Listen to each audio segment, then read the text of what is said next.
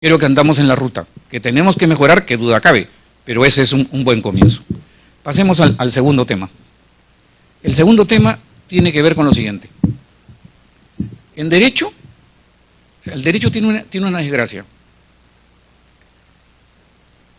Ustedes han estudiado física en secundaria. Y entonces, sobre electrón, neutrón, todo eso saben, ¿la verdad? Pero la física tiene sus conceptos, tiene sus categorías, y ustedes pueden hablar de física desde el idioma que manejan, que en este caso es el español. La desgracia del derecho es que el derecho se mueve con un idioma que es el mismo idioma con el cual vivimos todos los días. No es un idioma aparte, no son categorías apartes, salvo 20, 30, 40, 50 conceptos medios exóticos, en todo lo demás hay una vivencia diaria del derecho. ¿Esto qué produce? Produce que las categorías jurídicas se usen de manera muy arbitraria, se usen de manera muy abierta. O sea, el jurista, cuando es jurista, que ya empieza a tener dudas de quién es jurista y quién no en este país, es muy generoso para hablar. O sea, no habla como científico. Es demasiado abierto en los conceptos que usa. Y eso determina, por ejemplo, que cuando un profesor hace referencia a admisibilidad y procedencia, ¿qué cosa diga? Diga lo más sencillo de todo. Admisibilidad, muchachos, es forma, y procedencia es fondo. Yo podría jurar que no hay uno en este salón que no haya escuchado eso. Bueno, esa es una bestialidad. Si pueden, nunca más lo vuelvan a decir. Prométanselo a sí mismos, porque les voy a persuadir que eso es una burrada. Eso no se dice más. No es cierto, pues. ¿Pero por qué no es cierto? Porque las categorías admisibilidad y procedencia no tienen que ver con que uno responde a la estructura, a la forma, y el otro responde al contenido, al mérito. Eso no es cierto.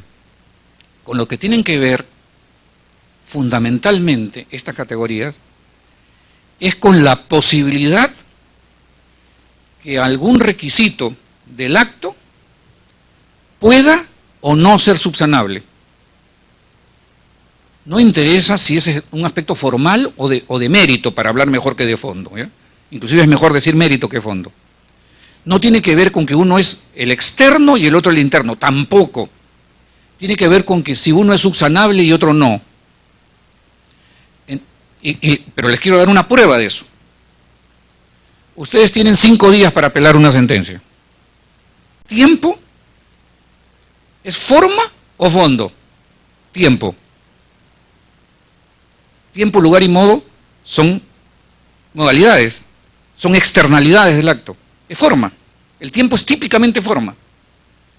Ahora vuelvo a la pregunta. Ustedes tienen 5 días para apelar y apelan en el día 6. ¿Qué pasa? ¿Tienen un nuevo plazo? Se van al diablo, ¿cierto?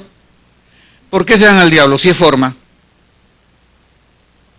No deberían irse al diablo, pero se van. ¿Por qué? Porque el tema no tiene que ver con forma y fondo. El tema de la admisibilidad y la procedencia tiene que ver con que si el requisito es subsanable o no lo es. Y esto que parece mínimo, parece menudo, no parece importante, es importante. Es importante, ¿por qué? Porque cuando uno describe una demanda, dice, los requisitos de la demanda, por ejemplo, son aspectos formales, y lo que la demanda contiene, la pretensión, ese es el mérito. Y un amparo contra resolución judicial, ¿cuál es el mérito? El mérito es procesal, es anular una resolución judicial, el amparo judicial me refiero.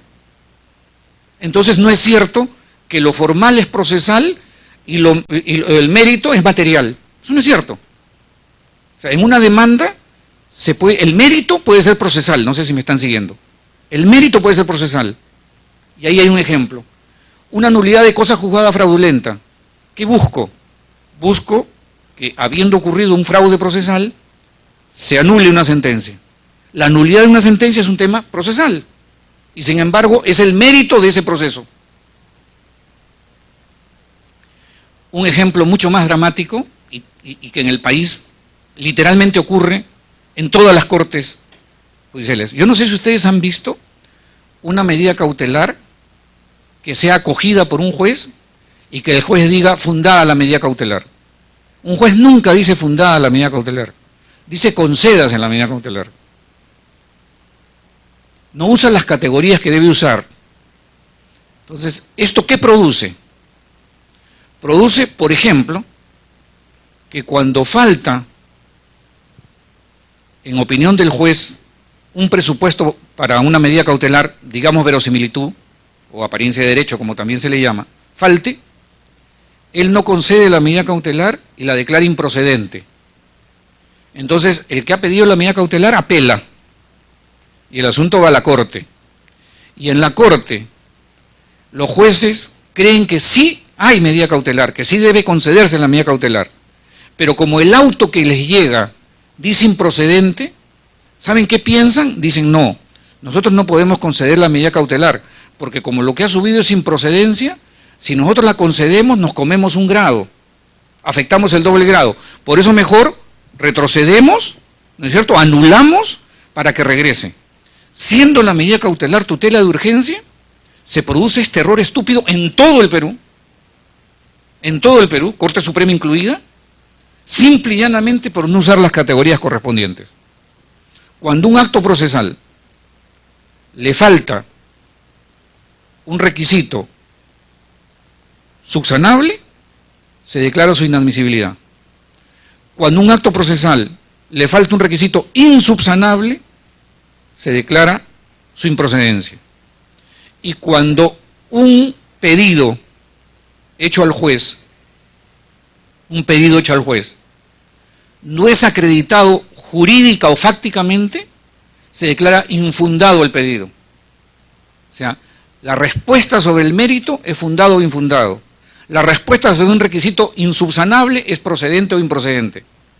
Y la otra respuesta de un requisito subsanable es admisible o no inadmisible.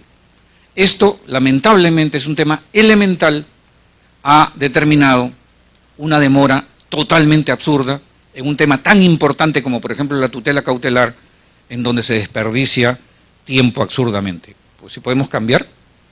Esto se resuelve con este artículo que está desde el año 2003, cuando se creó, se llamó la Feriajus, creo, se creó esa institución. Esto pasó al Congreso en el año 2003, y como esa gente es muy ocupada, muy inteligente, y se dedica a cosas más importantes, como por ejemplo, en robarse el pollo, violar a la empleada, entonces no han visto esto en la Comisión de Justicia, y por supuesto tampoco lo han aprobado, que es un cambio al artículo 128 que haría que el tema este que acabo de describir sea totalmente resuelto. Pues eso no ha ocurrido y lamentablemente seguimos en el pendiente.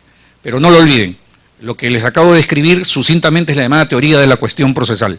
Las categorías procesales tienen que ajustarse a la respuesta judicial a partir de la eficacia o ineficacia de sus requisitos o eventualmente de su mérito.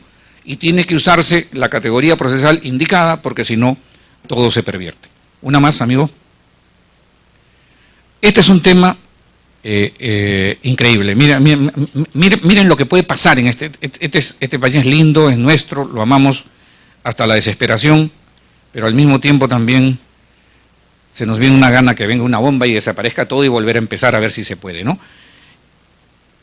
Este párrafo, el tercer párrafo del artículo 326, fue la primera modificación que tuvo el Código Procesal Civil. Y como uno empieza a emparentarse con las cosas como si fuesen hijos, este fue el primer golpe, digamos, en el corazón que yo recibí. Este párrafo lo derogaron. ¿Qué dice más o menos este párrafo? ¿Qué tiene que ver? Imagínense que yo voy a un proceso acá con mi amigo que me ha presentado, donde yo lo demando por indemnización, porque me ha entregado el inmueble, que lo arrendé, hecho un desastre, y yo estoy pidiendo 100.000 soles. El juez ve mi demanda, ve la contestación de mi amigo, nos cita a conciliación, y en la conciliación nos dice, doctor Monroy, yo creo, en mi opinión, si usted recibe 60.000 es razonable. Entonces, yo pido 100, ¿no? No, doctor, me parece muy bien, pero no deseo. Y no acepto los 60.000 que me propone el juez. Lo que este artículo dice es lo siguiente: el proceso avanza, llega a la Suprema, imagínense que en la Suprema termina el proceso y ¿cuánto me ponen? 40.000 de daños y perjuicios. Quiere decir que fui tan estúpido que litigué 2 años y medio por perder 20, porque mi amigo está de acuerdo en pagarme 60, pero yo no, pues porque yo quería más, ¿no es cierto? Y 2 años y medio después, o 3 años después, recibo menos de lo que me estaban dando. Este artículo lo que hace es sancionar a aquella persona que recibe menos de lo que se propuso en la conciliación. Entonces se alegó que este era un artículo inconstitucional porque afectaba la libertad del individuo para conciliar, una serie de cosas.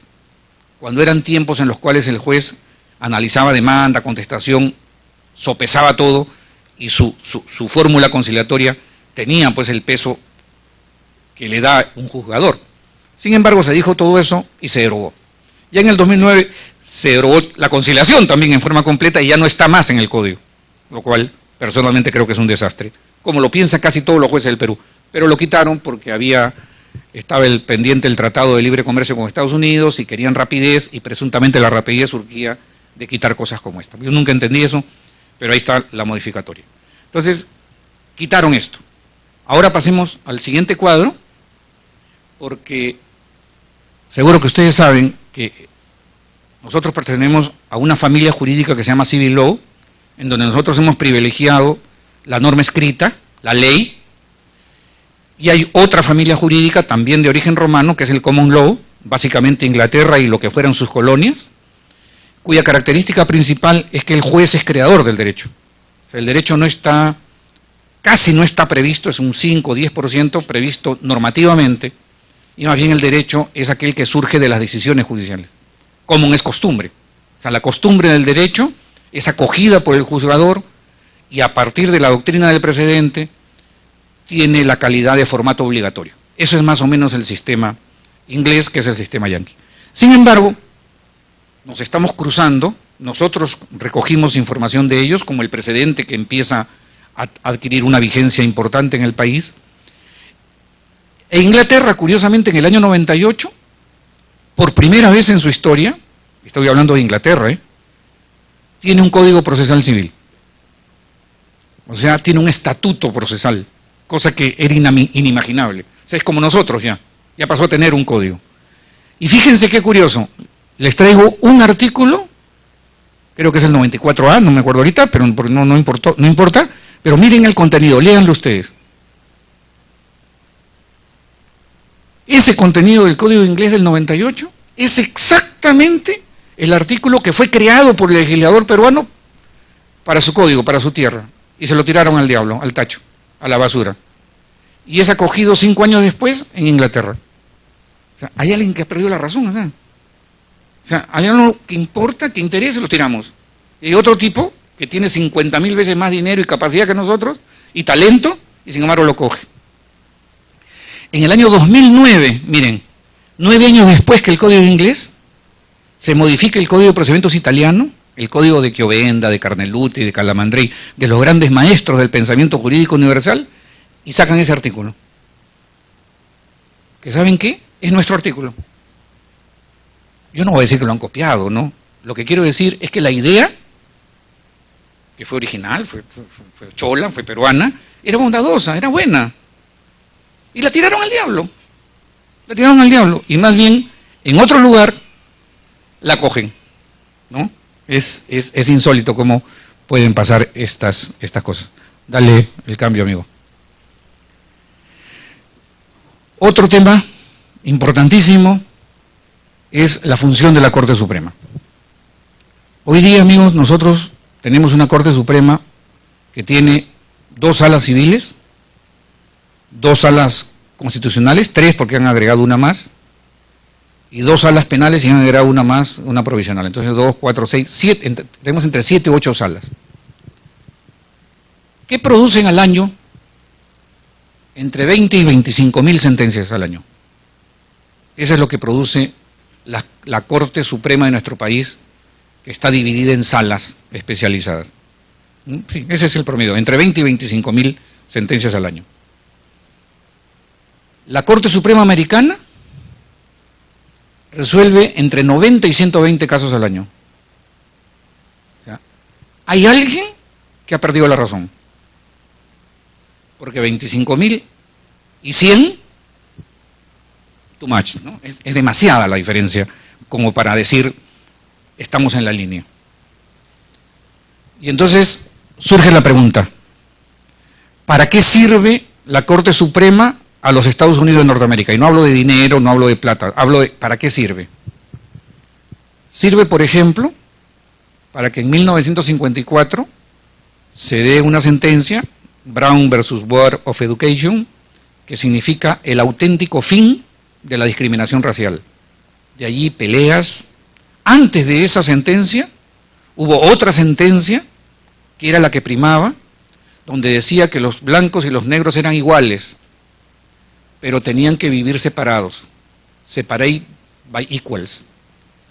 Y por lo tanto, habían restaurantes con zonas para negros, ómnibus con zonas para negros, colegios donde no se recibían negros, en fin, o sea, todo bien ordenadito, todos somos iguales, pero cada uno en su lugar.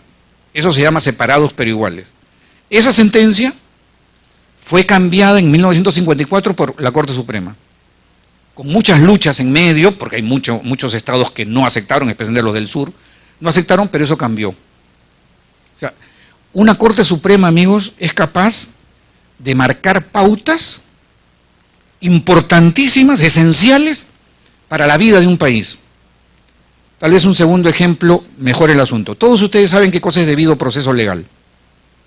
Es una cláusula general, así se llama en doctrina, según la cual todos tenemos el derecho mínimo a ser notificados en un proceso, a tener derecho a aprobar, a tener derecho a impugnar, en fin, a tener his day in court, nuestro derecho en la corte. ¿No es verdad? Muy bien. Y también tenemos derecho, como seguro lo han visto ustedes en las pelas que a veces han visto sobre procesos, a que cuando uno es detenido, lean la enmienda 14 y la enmienda 4. ¿Y por qué ocurre eso en la película? ¿Para ganar sitio, para ganar tiempo? No. Ocurre porque hay un caso que se llama Miranda versus Arizona. Miranda es un puertorriqueño que es encontrado violando a una chica, pero infraganti. Es llevado por la policía y no se le leyeron sus derechos. La Corte Suprema Americana, amigos, liberó a Miranda, porque no se le habían leído sus derechos. Yo sé que ustedes están diciendo, eso es una bestialidad, eso no puede ocurrir, que lo maten, o sea, ustedes pueden hacer una portada para Ajá, para el Trome, ¿no? Pero ¿saben qué? ¿Qué hizo la Corte Suprema? Quiso decir, el debido proceso legal no es una fórmula jurídica, es una forma de vida. Maldita sea, ¿vivimos con ella o no vivimos con ella? Este hombre es un monstruo. Ve a una mujer sola y la viola. Pero ¿saben qué? Ese monstruo tiene un derecho mínimo. Si a él no se lo damos, no se lo damos a nadie.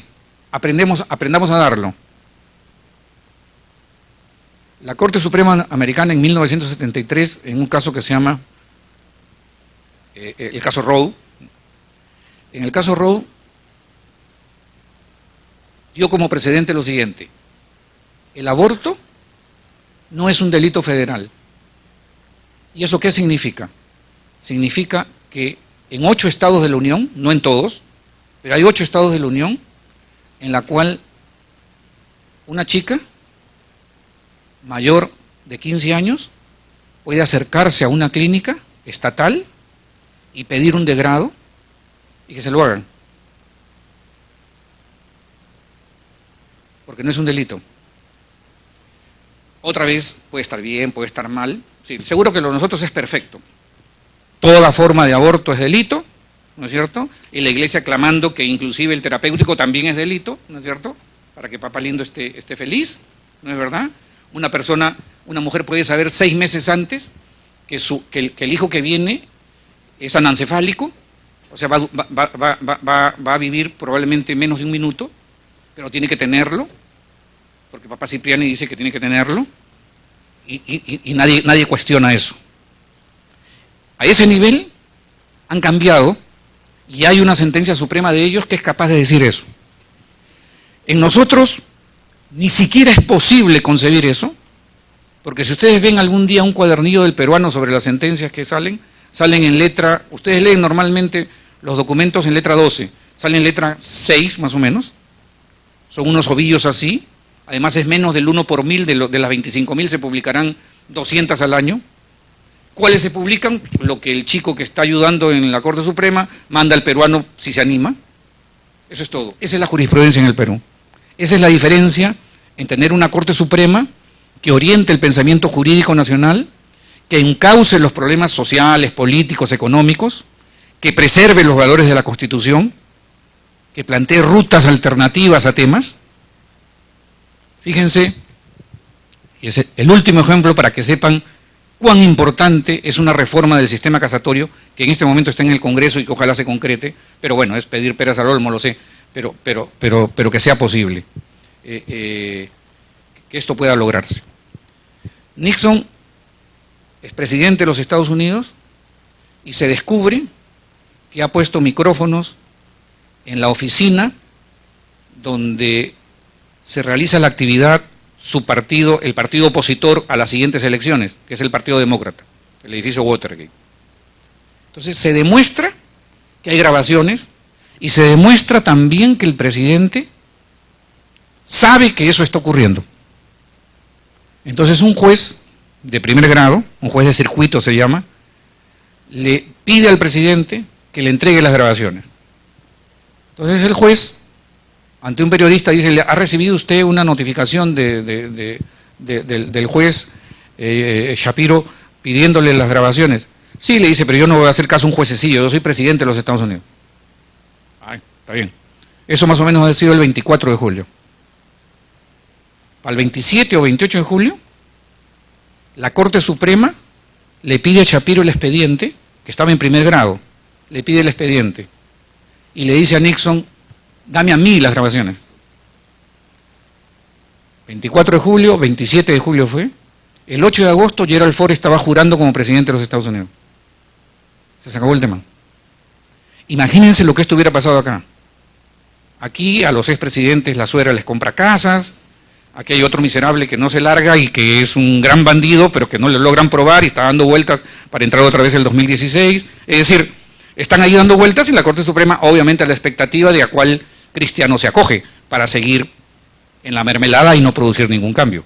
De eso trata el tener una Corte Suprema distinta, una Corte Suprema con una cantidad mínima de casos, sin duda, sea a través del certiorario o de cualquier otra fórmula, pero que permita esos cambios. Pasa, amigo, la hoja, un sistema, como digo ahí, de precedente dinámico, que permite el overruling, es decir, que la Corte Suprema periódicamente pueda modificar sus precedentes cuando se produzcan situaciones históricas o sociales que admitan ese cambio, que un juez pueda apartarse de un precedente por cualquiera de las fórmulas que tiene, básicamente distinguishing, que diga que un caso no se va a aplicar al otro porque hay algunas diferencias que hacen que no se aplique, en fin, una serie de cosas que permitan eso. Pero fundamentalmente,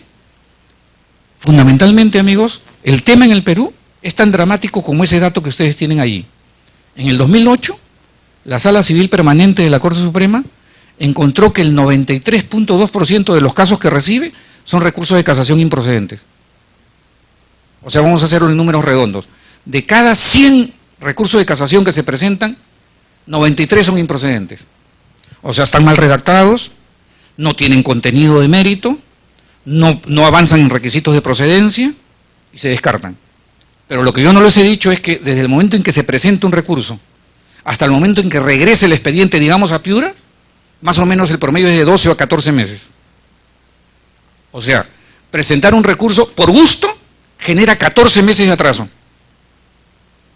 Y todo el mundo dice: ah, caray, qué terrible, ¿no? Sí, pero cambia esa porquería, pues. El tema no es conocer que eso está mal. El tema es no formar parte, no ser cómplice de una cosa tan abusiva como esa. Esa es una propuesta que está allí, pero, en fin, está en el Congreso, está en la presidencia de la Corte Suprema también, que la ha hecho suya, y habrá que esperar que algún día esto cambie. Un par de cositas más para ya no molestarlos. ¿Puedes pasar, amigo? Este es un tema de gestión procesal que la quiero explicar muy rapidito. Normalmente suele decirse que los procesos de conocimiento pleno son aquellos que acogen los procesos con el mayor grado de contenciosidad interna.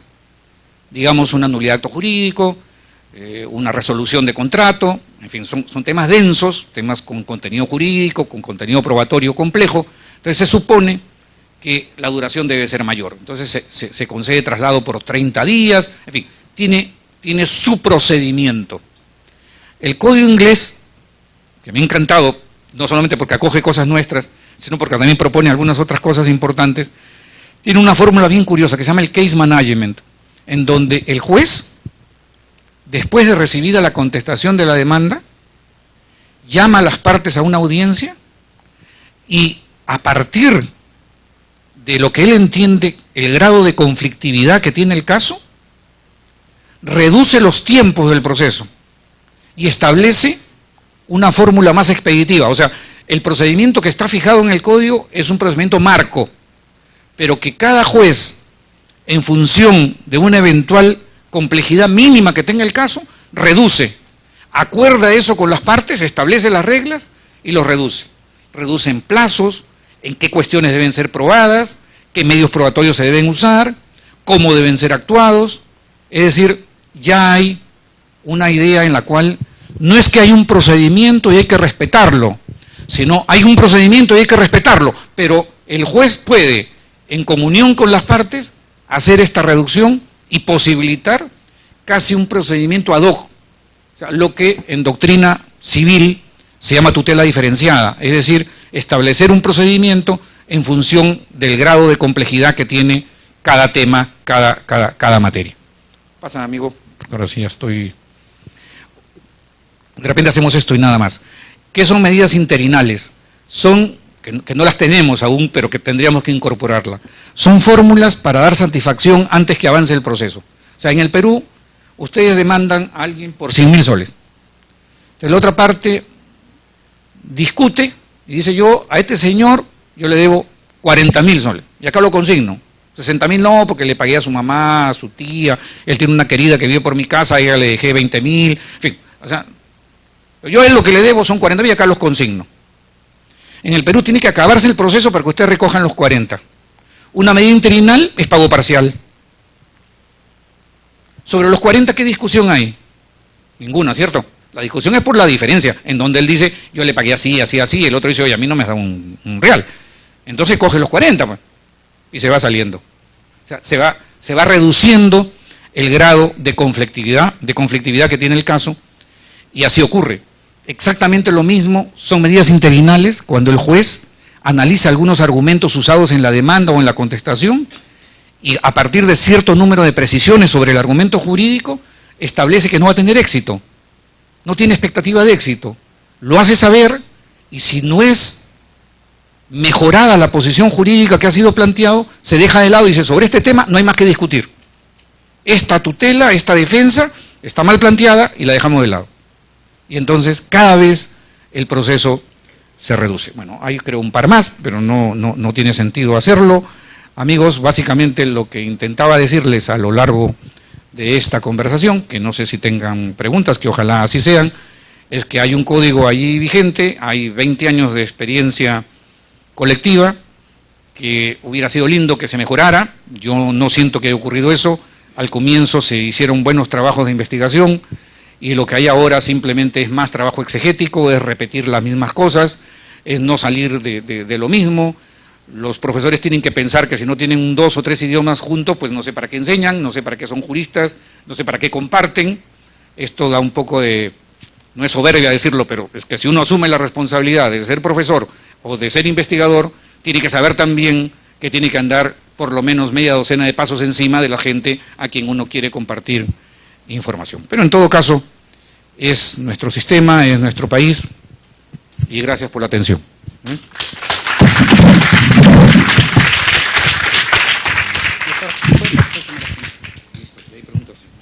Bien. Agradecemos la exposición del doctor Juan Monroy Gálvez. Bueno, invitamos al público asistente a que realicen las preguntas para poder alcanzarles el micro. ¿Sí? ¿Algunas preguntas? Bien. A ver, permita, doctor.